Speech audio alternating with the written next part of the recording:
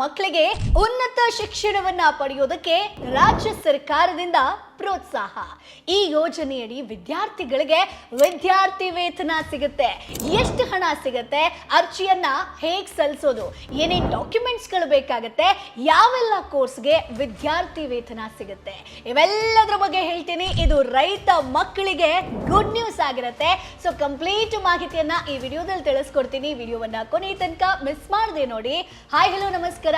Welcome to boss wala YouTube channel. ನಾನು Chaitra. S, ರಾಜ್ಯ ಸರ್ಕಾರ ರೈತ ಕುಟುಂಬದ ಮಕ್ಕಳಿಗೆ ಉನ್ನತ ಶಿಕ್ಷಣ ಅಂದ್ರೆ ಹೈಯರ್ ಎಜುಕೇಶನ್ ಅನ್ನ ಪಡೆಯೋದಕ್ಕೆ ಆರ್ಥಿಕವಾಗಿ ಒಂದು ಸಪೋರ್ಟ್ ನೀಡಬೇಕು ಅನ್ನುವಂತ ಉದ್ದೇಶದಿಂದ ಮುಖ್ಯಮಂತ್ರಿ ರೈತ ವಿದ್ಯಾನಿಧಿ ಸ್ಕೀಮ್ ಅನ್ನ ತಂದಿದೆ ಸ್ನೇಹಿತರೆ. ಇದರಿಂದ ಸಾಕಷ್ಟು ವರ್ಷಗಳಿಂದ ಸಾಕಷ್ಟು ವಿದ್ಯಾರ್ಥಿಗಳು ಬೆನಿಫಿಟ್ ಅನ್ನ ಪಡ್ಕೊಂಡಿದ್ದಾರೆ. ಸೊ ಕೃಷಿ ಆಧಾರಿತ ಕುಟುಂಬಗಳಲ್ಲಿ ಅನೇಕ ವಿದ್ಯಾರ್ಥಿಗಳು ಸಿಕ್ಕಾಪಟ್ಟೆ ಪ್ರತಿಭಾವಂತರಾಗಿರ್ತಾರೆ.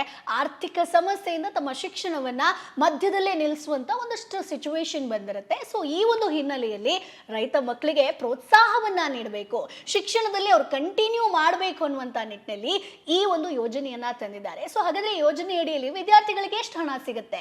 ಗರಿಷ್ಠ 11,000ವರೆಗೆ ವಿದ್ಯಾರ್ಥಿ ವೇತನ ಸಿಗುತ್ತೆ. ನೇರವಾಗಿ ನಿಮ್ಮ ಬ್ಯಾಂಕ್ ಖಾತೆಗೆ ಜಮಾ ಆಗುತ್ತೆ ಸ್ನೇಹಿತರೆ. ಅದರ ಬಗ್ಗೆ ಸಂಪೂರ್ಣ ಮಾಹಿತಿಯನ್ನ ಈ ವಿಡಿಯೋದಲ್ಲಿ ತಿಳಿಸ್ಕೊಡ್ತೀನಿ ಸ್ನೇಹಿತರೆ. ಸೊ ಯಾವೆಲ್ಲ ಕೋರ್ಸ್ಗೆ ಎಷ್ಟು ಸಿಗುತ್ತೆ, ನೀವು ಎಷ್ಟು ಓದಿರ್ಬೇಕು, ಏನೇನು ಡಾಕ್ಯುಮೆಂಟ್ಸ್ ಬೇಕು ಎಲ್ಲ ಹೇಳ್ತಾ ಹೋಗ್ತೀನಿ. ಸೊ ಮೊದಲನೇದಾಗಿ ಸ್ನೇಹಿತರೆ, ಏನಿದು ರೈತ ವಿದ್ಯಾನಿಧಿ ಯೋಜನೆ ಅನ್ನೋದ್ರ ಬಗ್ಗೆ ಹೇಳ್ತಾ ಹೋಗ್ತೀನಿ. ಸೊ ಮುಖ್ಯಮಂತ್ರಿ ರೈತ ವಿದ್ಯಾನಿಧಿ ಯೋಜನೆ ರಾಜ್ಯದ ಎಲ್ಲ ಅರ್ಹ ರೈತ ಕುಟುಂಬಗಳ ಮಕ್ಕಳಿಗೆ ಶಿಕ್ಷಣ ಪ್ರೋತ್ಸಾಹಧನ, ಎಜುಕೇಶನ್ ಇನ್ಸೆಂಟಿವ್ ಅಂತ ಹೇಳ್ತೀವಿ, ಆ ರೂಪದಲ್ಲಿ ಆರ್ಥಿಕ ನೆರವು ನೀಡುವಂತ ಒಂದು ಸರ್ಕಾರದ ವಿಶೇಷ ಯೋಜನೆ ಆಗಿರುತ್ತೆ ಸ್ನೇಹಿತರೆ. ಇದರ ಮುಖ್ಯ ಉದ್ದೇಶ ಏನಪ್ಪಾ ಅಂತಂದ್ರೆ ರೈತ ಮಕ್ಕಳ ಶಿಕ್ಷಣವನ್ನ ಮುಂದುವರಿಸೋದಕ್ಕೆ ಆರ್ಥಿಕ ಸಹಾಯವನ್ನ ನೀಡೋದು, ಉನ್ನತ ಶಿಕ್ಷಣದ ಪ್ರಮಾಣವನ್ನ ಹೆಚ್ಚಿಸೋದು, ಗ್ರಾಮೀಣ ಭಾಗದ ವಿದ್ಯಾರ್ಥಿಗಳಿಗೆ ಸಮಾನ ಅವಕಾಶವನ್ನ ಕಲ್ಪಿಸ್ಕೊಡೋದು, ಶಾಲಾ ಕಾಲೇಜು ಬಿಟ್ಟು ಹೋಗುವಿಕೆ ಇದೆಯಲ್ಲ, ಆ ಒಂದು ಡ್ರಾಪ್ ಔಟ್ ರೇಟ್ ಅಂತ ಹೇಳ್ತೀವಲ್ವ, ಅದನ್ನ ಕಡಿಮೆ ಮಾಡೋದು ಈ ಒಂದು ಯೋಜನೆಯ ಒಂದು ಮುಖ್ಯ ಗುರಿಯಾಗಿರುತ್ತೆ. ಅಕಾಡೆಮಿಕ್ ಲೆವೆಲ್ ಏನಿರುತ್ತೋ ಅದರ ಒಂದು ಆಧಾರದ ಮೇಲೆ ನಿಮ್ಗೆ ಇಂತಿಷ್ಟು ಒಂದು ವಿದ್ಯಾರ್ಥಿ ವೇತನ ಅಂತ ಸಿಗುತ್ತೆ. ಸೊ ಮೊದಲನೇದಾಗಿ ಎಲಿಜಿಬಿಲಿಟಿ ಕ್ರೈಟೀರಿಯಾವನ್ನ ನೋಡ್ಕೊಂಡ್ ಬರೋಣ. ಸೊ ರೈತ ಕುಟುಂಬದ ವಿದ್ಯಾರ್ಥಿಗಳು ರಾಜ್ಯದಲ್ಲಿರುವಂತ ಎಲ್ಲಾ ರೈತ ಕುಟುಂಬಗಳ ಮಕ್ಕಳು ಇದರಲ್ಲಿ ಅರ್ಹರಾಗಿರ್ತಾರೆ ಸ್ನೇಹಿತರೆ. ವಿದ್ಯಾರ್ಥಿಯ ಪೋಷಕರು ಕೃಷಿಕರಾಗಿರಬೇಕು, ಅವರ ಹೆಸರಿನಲ್ಲಿ ಕೃಷಿ ಭೂಮಿ ಅಗ್ರಿಕಲ್ಚರ್ ಲ್ಯಾಂಡ್ ಇರಲೇಬೇಕು, ಅದಕ್ಕೆ ದಾಖಲೆಯನ್ನ ಕೇಳ್ತಾರೆ ಸ್ನೇಹಿತರೆ. ಎರಡನೇದಾಗಿ ಅರ್ಹತೆ ಏನಿರಬೇಕು ಅಂತಂದ್ರೆ ಶಿಕ್ಷಣ ಸಂಸ್ಥೆಗಳ ವಿಧಗಳು ಬರುತ್ತೆ. ಅಂದ್ರೆ ವಿದ್ಯಾರ್ಥಿಗಳು ಅರ್ಜಿ ಸಲ್ಲಿಸೋದಕ್ಕೆ ಸರ್ಕಾರಿ ಶಾಲೆಗಳು, ಗೌರ್ಮೆಂಟ್ ಸ್ಕೂಲ್ಸ್ ಅಲ್ಲಿ ಓದ್ತಿದ್ರೆ ಆಗುತ್ತೆ, ಅನುದಾನಿತ ಶಾಲೆ ಆಗಿರ್ಬೋದು, ಏಡೆಡ್ ಸ್ಕೂಲ್ಸ್ ಅಂತ ಹೇಳ್ತೀವಿ, ಸರ್ಕಾರಿ ಕಾಲೇಜುಗಳು, ಗೌರ್ಮೆಂಟ್ ಕಾಲೇಜಸ್ ಆಗಿರ್ಬೋದು, ಅನುದಾನಿತ ಕಾಲೇಜುಗಳು, ಏಡೆಡ್ ಕಾಲೇಜ್. ಸೊ ಇಷ್ಟು ಕ್ಯಾಟಗರಿಯಲ್ಲಿ ಇರೋರು ಅರ್ಜಿಯನ್ನ ಸಲ್ಲಿಸಬಹುದು ಸ್ನೇಹಿತರೆ. ಅರ್ಹ ತರಗತಿಗಳು ಮತ್ತು ಕೋರ್ಸ್ಗಳ ಬಗ್ಗೆ ಕೂಡ ಹೇಳ್ತೀನಿ, ಇದನ್ನ ಕೂಡ ನೀವು ಗಮನದಲ್ಲಿ ಇಟ್ಕೊಳ್ಬೇಕು. ಸೊ ಅರ್ಹತೆ ಬೇಕು ಅಂತಂದ್ರೆ SSLC, PUC, ITI ಆಗಿರ್ಬೋದು, ಡಿಪ್ಲೊಮಾ ಆಗಿರ್ಬೋದು, ಪದವಿ ಆಗಿರ್ಬೋದು, ವೃತ್ತಿಪರ ಕೋರ್ಸ್ ಅಂದ್ರೆ ಪ್ರೊಫೆಷನಲ್ ಕೋರ್ಸಸ್ ಅಂತ ಹೇಳ್ತೀವಲ್ವಾ, ಅದಾದ್ಮೇಲೆ ಸ್ನಾತಕೋತ್ತರ ಪದವಿ, ಪೋಸ್ಟ್ ಗ್ರಾಜುಯೇಷನ್. ಸೊ ಇಷ್ಟೂ ಜನರಿಗೂ ಕೂಡ ಅರ್ಹತೆ ಇದೆ ಸ್ನೇಹಿತರೆ. ಬಟ್ ಅರ್ಜಿ ಸಲ್ಲಿಸುವಾಗ ಒಂದಷ್ಟು ಡಾಕ್ಯುಮೆಂಟ್ಸ್ ಗಳನ್ನ ನೀವು ರೆಡಿ ಮಾಡಿ ಇಟ್ಕೊಳ್ಬೇಕಾಗತ್ತೆ. ಆಮೇಲೆ ಯಾವ ವೆಬ್ಸೈಟ್ ಹೋಗಬೇಕು ಎಲ್ಲ ಹೇಳ್ತೀನಿ. ಮೊದಲನೇದಾಗಿ ಡಾಕ್ಯುಮೆಂಟ್ಸ್ ಅಂತ ಬಂದಾಗ ಶಾಲಾ ಕಾಲೇಜು ಪ್ರವೇಶ ಪ್ರಮಾಣ ಪತ್ರ, ಕುಟುಂಬದ ಆದಾಯ ಪ್ರಮಾಣ ಪತ್ರ, ರೈತ ದೃಢೀಕರಣ ದಾಖಲೆ, ಕೃಷಿ ಭೂಮಿ ದಾಖಲೆಯನ್ನ ಸಬ್ಮಿಟ್ ಮಾಡಬೇಕು, ಆಧಾರ್ ಕಾರ್ಡ್ ಅನ್ನ ಕೊಡಬೇಕು, ಬ್ಯಾಂಕ್ ಖಾತೆ ವಿವರ ಕೊಡಬೇಕು, ಭೂಮಿ ವಿವರಗಳ ಡೇಟಾಬೇಸ್ ಹೊಂದಾಣಿಕೆ ಆಗಬೇಕು ಸ್ನೇಹಿತರೆ. ಎಲ್ಲವನ್ನ ಚೆಕ್ ಮಾಡ್ತಾರೆ. ಸೊ ಮೊದಲನೇದಾಗಿ ರೈತ ಮಕ್ಕಳಾಗಿರ್ಬೇಕು ಅಂತ ಹೇಳ್ದೆ ಅಲ್ವಾ, ಸೊ ಹಾಗಾಗಿ ಕಂಪ್ಲೀಟ್ ನಿಮ್ಮ ಲ್ಯಾಂಡ್ ಡಾಕ್ಯುಮೆಂಟ್ಸ್ ಅನ್ನ ಇಲ್ಲಿ ನೀವು ಕೊಡಬೇಕಾಗತ್ತೆ. ಸೊ ಇಲ್ಲಿ ಇಷ್ಟು ಡಾಕ್ಯುಮೆಂಟ್ಸ್ ಗಳನ್ನ ರೆಡಿ ಮಾಡ್ಕೊಂಡ್ಮೇಲೆ ವಿದ್ಯಾರ್ಥಿ ವೇತನಕ್ಕೆ ಮೊತ್ತದ ಬಗ್ಗೆ ಕೂಡ ಹೇಳ್ತೀನಿ. ಸೊ ಶೈಕ್ಷಣಿಕ ಹಂತದ ಪ್ರಕಾರ ಒಂದಷ್ಟು ವಿದ್ಯಾರ್ಥಿಗಳಿಗೆ ಸಹಾಯಧನ ಯಾವ ರೀತಿ ಸಿಗುತ್ತೆ ಅಂತ ಹೇಳ್ತೀನಿ. ನೀವು PUC ಅಥವಾ ITI ಅಥವಾ ಡಿಪ್ಲೊಮೊ ಪ್ರೀ ಡಿಗ್ರಿ ಲೆವೆಲ್ ಅಂತ ಬಂದಾಗ ಹುಡುಗರಿಗೆ 2,500 ರೂಪಾಯಿ ಸಿಗುತ್ತೆ, ಹುಡುಗಿಯರಿಗೆ 3,000 ಸಿಗುತ್ತೆ. ಸೊ ಇದಿಷ್ಟು ಪ್ರೀ ಡಿಗ್ರಿ ಲೆವೆಲ್ ಆಗುತ್ತೆ. ಇನ್ನು ಸಾಮಾನ್ಯ ಪದವಿ ಕೋರ್ಸ್ಗಳು BA, BSc, BCom etcetera, but MBBS ಆಗಿರ್ಬೋದು, BE ಆಗಿರ್ಬೋದು, BTech ಅನ್ನ ಹೊರತುಪಡಿಸಿ ಹುಡುಗರಿಗೆ 5,000 ಸಿಗುತ್ತೆ, ಹುಡುಗಿಯರಿಗೆ 5,500 ರೂಪಾಯಿ ಸಿಗುತ್ತೆ ಸ್ನೇಹಿತರೆ. ಇನ್ನು ವೃತ್ತಿಪರ ಕೋರ್ಸ್ಗಳು ಕೂಡ ಅರ್ಹ ಅಂತ ಹೇಳಿದ್ವಲ್ವಾ. ಸೊ ಪ್ರೊಫೆಷನಲ್ ಕೋರ್ಸಸ್ ಅಂದ್ರೆ LLB ಆಗಿರ್ಬೋದು, ಅಥವಾ ಪ್ಯಾರಾಮೆಡಿಕಲ್ ಆಗಿರ್ಬೋದು, B.Pharm ಆಗಿರ್ಬೋದು, ನರ್ಸಿಂಗ್ ಆಗಿರ್ಬೋದು, ಆಗಿರ್ಬೋದು. ಸೊ ಅಂಥವ್ರಿಗೆ ಹುಡುಗರಿಗೆ 7,500 ರೂಪಾಯಿ ಸಿಗುತ್ತೆ, ಹುಡುಗಿಯರಿಗೆ 8,000 ಸಿಗುತ್ತೆ. ಇನ್ನು ನಾಲ್ಕನೇದಾಗಿ MBBS, BE ಆಗಿರ್ಬೋದು, BTech ಹಾಗೆ ಎಲ್ಲಾ ಸ್ನಾತಕೋತ್ತರ ಕೋರ್ಸ್ಗಳು ಅಂತಂದ್ರೆ ಇಲ್ಲಿ ಹುಡುಗರಿಗೆ 10,000 ಸಿಗುತ್ತೆ, ಹುಡುಗಿಯರಿಗೆ 11,000 ಸಿಗುತ್ತೆ. ಬಟ್ ಇಲ್ಲಿ ಒಂದು ಗಮನದಲ್ಲಿ ಇಟ್ಕೊಳ್ಳಿ, ವಿದ್ಯಾರ್ಥಿ ವೇತನ ಮೊತ್ತವನ್ನ ನೇರವಾಗಿ ವಿದ್ಯಾರ್ಥಿಯ ಬ್ಯಾಂಕ್ ಖಾತೆಗೆ ವರ್ಗಾವಣೆ ಮಾಡಲಾಗುತ್ತೆ. ಸೊ ಡೈರೆಕ್ಟ್ ನಿಮ್ಮ ಅಕೌಂಟ್ಗೆ ಬರುವಂತದ್ದು. ಹಾಗಾದ್ರೆ ಮೇಡಮ್ ಅರ್ಜಿ ಹೇಗೆ ಸಲ್ಲಿಸೋದು ಅದನ್ನ ಕೂಡ ಹೇಳ್ತೀನಿ ಸ್ನೇಹಿತರೆ. ಸೊ ಮೊದಲನೇದಾಗಿ ರೈತ ವಿದ್ಯಾನಿಧಿ ಯೋಜನೆಗೆ ಅರ್ಜಿ ಸಲ್ಲಿಸೋದು ನಿಮಗೆ ಆನ್ಲೈನ್ ಅಪ್ಲಿಕೇಶನ್ ಪ್ರೊಸೆಸ್ ಮೂಲಕ ಮಾಡಬೇಕಾಗತ್ತೆ ಸ್ನೇಹಿತರೆ. ಸೊ ಮೊದಲನೇದಾಗಿ ನಿಮಗೆ ಅಧಿಕೃತ ವೆಬ್ಸೈಟ್ಗೆ ನೀವು ಹೋಗಬೇಕಾಗತ್ತೆ. ಸೊ ಆ ಲಿಂಕ್ ಅನ್ನ ನಾನು ಸ್ಕ್ರೀನ್ ಮೇಲೆ ಕೂಡ ಹಾಕಿರ್ತೀನಿ, ಅಥವಾ ನೀವು ಈ ಒಂದು ವೆಬ್ಸೈಟ್ಗೂ ಹೋಗ್ಬೋದು, raithamitra.karnataka.gov.in ಈ ಒಂದು ವೆಬ್ಸೈಟ್ಗೆ ಹೋಗ್ಬೋದು. ಸೊ ಅಲ್ಲಿ ನಿಮ್ಮ ವಿದ್ಯಾರ್ಹತೆಗೆ ಅನುಗುಣವಾಗಿ ತರಗತಿಯನ್ನ ಆಯ್ಕೆ ಮಾಡಿ ನೀವು ಮೊದಲನೇದಾಗಿ ಒಂದು ಅಕೌಂಟ್ ಅನ್ನ ಕ್ರಿಯೇಟ್ ಮಾಡ್ಕೊಳ್ಬೇಕಾಗತ್ತೆ.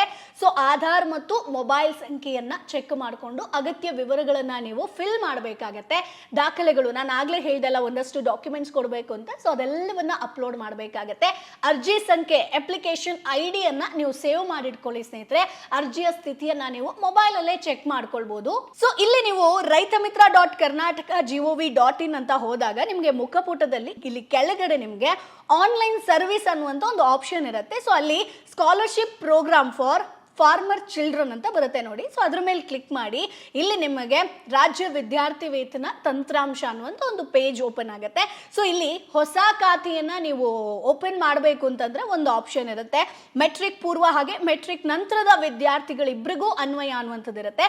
ಇನ್ನೊಂದು 2025-26ನೇ ಸಾಲಿನ ಮೆಟ್ರಿಕ್ ನಂತರದ ವಿದ್ಯಾರ್ಥಿ ವೇತನಕ್ಕೆ ಅರ್ಜಿ ಸಲ್ಲಿಸೋದಕ್ಕೆ ಕ್ಲಿಕ್ ಮಾಡಿ ಅನ್ನುವಂಥದ್ದು ಇರುತ್ತೆ. ಸೊ ಇದರಲ್ಲಿ ನೀವು ಆಲ್ರೆಡಿ ಮುಂಚೆಯಿಂದಲೂ ಕೂಡ ಈ ಒಂದು ವಿದ್ಯಾರ್ಥಿ ವೇತನಕ್ಕೆ ಅರ್ಜಿ ಸಲ್ಲಿಸಿದ್ರೆ ಆ ಒಂದು ಬಾಕ್ಸ್ ಅನ್ನ ಆಯ್ಕೆ ಮಾಡ್ಕೊಳ್ಳಿ. ಸೊ ಇಲ್ಲಿ ನಿಮ್ಗೆ ಯಾವ್ದು ಆಪ್ಷನ್ ಇದೆ ಅದನ್ನ ನೀವು ಕ್ಲಿಕ್ ಮಾಡಿದ್ಮೇಲೆ ಇಲ್ಲಿ ಸ್ಟೂಡೆಂಟ್ ಲಾಗಿನ್. ಸೊ ನಾನು ಆಗಲೇ ಹೇಳಿದೆ, ನೀವು ಲಾಗಿನ್ ಆಗಿಲ್ಲ ಅಂತಂದ್ರೆ ನೀವು ಅಕೌಂಟ್ನ ಕ್ರಿಯೇಟ್ ಮಾಡ್ಕೋಬೇಕು. ಆಲ್ರೆಡಿ ನಿಮ್ಮ ಹತ್ರ ಇತ್ತು ಅಂತಂದ್ರೆ ವಿದ್ಯಾರ್ಥಿಗಳ ಯೂಸರ್ ID ಇರುತ್ತೆ, ಪಾಸ್ವರ್ಡ್ ಅನ್ನ ಚೆಕ್ ಮಾಡಿಕೊಂಡು ಕ್ಯಾಪ್ಚಾ ಕೋಡ್ ಅನ್ನ ಎಂಟರ್ ಮಾಡಿ ನೀವು ಲಾಗಿನ್ ಆಗಬೇಕಾಗುತ್ತೆ. ಇಲ್ಲ ಅಂತಂದ್ರೆ ಅಕೌಂಟ್ ಅನ್ನ ಕ್ರಿಯೇಟ್ ಮಾಡಬೇಕು. ಅದಾದ್ಮೇಲೆ ನಾರ್ಮಲ್ ಪ್ರೊಸೀಜರ್ ಇರುತ್ತೆ.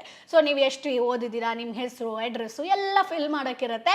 ಬಟ್ ಇಲ್ಲಿ ಮುಖ್ಯವಾಗಿ ನೀವು ರೈತ ಮಕ್ಕಳಾಗಿರ್ಬೇಕು. ಬೇರೆಯವರ ಒಂದು ಜಮೀನು ಇಟ್ಕೊಂಡು ಅಥವಾ ನಮ್ಮ ಹತ್ರ ಜಮೀನಿದೆ ಅನ್ನುವಂಥದ್ದಾಗಿ ತೋರಿಸ್ಕೊಂಡು ಈ ರೀತಿಯಾಗಿ ಮಾಡೋದಕ್ಕೆ ಹೋಗಬೇಡಿ. ಸೊ ಇದರಿಂದ ವಿದ್ಯಾರ್ಥಿ ವೇತನ ಸಿಗೋದಿಲ್ಲ. ಸೊ ಅರ್ಹ ವಿದ್ಯಾರ್ಥಿಗಳಿಗೆ ಈ ವಿದ್ಯಾರ್ಥಿ ವೇತನ ಸಿಗುತ್ತೆ ಸ್ನೇಹಿತರೆ. ಹಾಗಾದ್ರೆ ಅಪ್ರೂವಲ್ ಪ್ರೋಸೆಸ್ ಹೇಗಿರುತ್ತೆ ಮೇಡಮ್ ಅಂತ ಕೇಳಿದ್ರೆ ಅದರ ಬಗ್ಗೆ ಕೂಡ ಹೇಳ್ತೀನಿ. ಸೊ ಇಲ್ಲಿ ವಿದ್ಯಾರ್ಥಿಯ ದಾಖಲೆಗಳ ಪರಿಶೀಲನೆ, ರೈತ ದೃಢೀಕರಣ ಆಗಿರ್ಬೋದು, ಭೂಮಿ ದಾಖಲೆಗಳ ಪರಿಶೀಲನೆ ಆಗಿರ್ಬೋದು, ಆದಾಯ ಪ್ರಮಾಣ ಪತ್ರ ದೃಢೀಕರಣ ಆಗಿರ್ಬೋದು, ಈ ಎಲ್ಲ ಮಾನದಂಡಗಳನ್ನ ಪೂರೈಸಿದ ನಂತರ ಅರ್ಜಿ ಅನುಮೋದನೆ ಆಗುತ್ತೆ. ಸೊ ಪ್ರೊಸೆಸ್ ಆಗುತ್ತೆ. ಸೊ ನಂತರ ವಿದ್ಯಾರ್ಥಿ ವೇತನ ಮೊತ್ತ ಇದೆಯಲ್ಲ ಅದು ಬ್ಯಾಂಕ್ ಖಾತೆಗೆ ಜಮಾ ಆಗುತ್ತೆ ಸ್ನೇಹಿತರೆ. ಬಟ್ ಇಲ್ಲಿ ವಿದ್ಯಾರ್ಥಿಗಳು ಒಂದು ಗಮನದಲ್ಲಿ ಇಟ್ಕೊಳ್ಬೇಕು. ಸೊ ಬ್ಯಾಂಕ್ ಖಾತೆ ಆಧಾರ್ಗೆ ಲಿಂಕ್ ಆಗಿರಬೇಕು, ಇದನ್ನ ಚೆಕ್ ಮಾಡ್ಕೊಳ್ಳಿ. ದಾಖಲೆಗಳು ಸರಿಯಾಗಿ ಅಪ್ಲೋಡ್ ಆಗಿರಬೇಕು. ಸೊ ಅದನ್ನ ಕೂಡ ನೋಡ್ಕೊಳ್ಳಿ. ಬ್ಲರ್ ಇರೋದಾಗಿರ್ಬೋದು, ತಪ್ಪು ಮಾಹಿತಿ, ಈ ರೀತಿ ಮಾಡಬೇಡಿ. ತಪ್ಪು ಮಾಹಿತಿ ನೀಡಿದ್ರೆ ಅರ್ಜಿ ತಿರಸ್ಕೃತ ಆಗುತ್ತೆ, ಅಂದ್ರೆ ರಿಜೆಕ್ಟ್ ಆಗುತ್ತೆ. ಕೊನೆಯ ದಿನಾಂಕದ ಒಳಗಡೆ ಅರ್ಜಿಯನ್ನ ಸಲ್ಲಿಸಿ ಸ್ನೇಹಿತರೆ. ಸೊ ಹಾಗಾಗಿ ಸ್ನೇಹಿತರೆ, ಮುಖ್ಯಮಂತ್ರಿ ರೈತ ವಿದ್ಯಾನಿಧಿ ಸ್ಕೀಮ್ಗೆ ಯಾವ ರೀತಿಯಾಗಿ ಅರ್ಜಿ ಸಲ್ಲಿಸಬೇಕು, ಸೊ ಏನೇನು ಡಾಕ್ಯುಮೆಂಟ್ಸ್ ಬೇಕು, ಎಲಿಜಿಬಿಲಿಟಿ ಕ್ರೈಟೀರಿಯಾ ಆಗಿರ್ಬೋದು, ಇವೆಲ್ಲದರ ಬಗ್ಗೆ ನಿಮಗೆ ತಿಳಿಸ್ಕೊಟ್ಟಿದ್ದೀನಿ. ಸೊ 11,000ನೋ ಅಥವಾ 5,000ನೋ 3,000ನೋ ಎಷ್ಟೇ ಸಿಕ್ಕಿದ್ರೂ ಕೂಡ ನಮ್ಮ ಎಜುಕೇಶನ್ಗೆ ಅದು ಯೂಸ್ಫುಲ್ ಆಗೇ ಆಗುತ್ತೆ. ಸೊ ಹಾಗಾಗಿ ರೈತ ಮಕ್ಕಳಿಗೆ ಇದೊಂಥರ ಗುಡ್ ನ್ಯೂಸ್ ಅಂತಾನೆ ಹೇಳ್ಬೋದು. ಸೊ ನೀವು ಈ ಒಂದು ಯೋಜನೆ ಅಡಿಯಲ್ಲಿ ವಿದ್ಯಾರ್ಥಿ ವೇತನವನ್ನ ಪಡ್ಕೊಂಡಿದ್ದೀರಾ. ಸೊ ಪಡೆಯೋದಕ್ಕೆ ನೀವು ಅರ್ಜಿಯನ್ನ ಆಲ್ರೆಡಿ ಸಲ್ಲಿಸಿದ್ದೀರಾ. ಸೊ ಅದನ್ನ ಕಮೆಂಟ್ ಬಾಕ್ಸ್ ಅಲ್ಲಿ ತಪ್ಪದೆ ತಿಳಿಸಿ. ಈ ವಿಡಿಯೋನ ಒಂದಷ್ಟು ಜನರಿಗೆ ಶೇರ್ ಮಾಡೋದನ್ನ ಮರಿಬೇಡಿ. ಸೊ ರೈತ ಮಕ್ಕಳಿಗಾಗಿರ್ಬೋದು, ನಿಮ್ಮ ಫ್ರೆಂಡ್ಸ್ ಆಗಿರ್ಬೋದು, ಫ್ಯಾಮಿಲಿಗೆ ಶೇರ್ ಮಾಡಿ. ಅಥವಾ ನಿಮಗೆ ಆಲ್ರೆಡಿ ಈಗ ಇನ್ಫಾರ್ಮೇಶನ್ ಸಿಕ್ಕಿದೆ, ಇದನ್ನ ಇನ್ನೊಂದಷ್ಟು ಜನರಿಗೆ ತಿಳಿಸಿ ಸ್ನೇಹಿತರೆ. ಇದರಿಂದ ಅವ್ರಿಗೂ ಕೂಡ ಯೂಸ್ಫುಲ್ ಆಗುತ್ತೆ. ಸೊ ಮುಂದಿನ ವಿಡಿಯೋದಲ್ಲಿ ಮತ್ತಷ್ಟು ಮಾಹಿತಿ ಜೊತೆ ನಾನು ನಿಮ್ಮ ಮುಂದೆ ಹಾಜರಿರ್ತೀನಿ. ಅಲ್ಲಿವರೆಗೂ ಬ್ರ್ಯಾಂಡ್ ಪಾರ್ಟ್ನರ್ಶಿಪ್ ಮತ್ತು ಜಾಹೀರಾತಿಗಾಗಿ ಸಂಪರ್ಕಿಸಿ brand@bosswala.com. WhatsApp number 9108014192. Bosswala. Be the boss.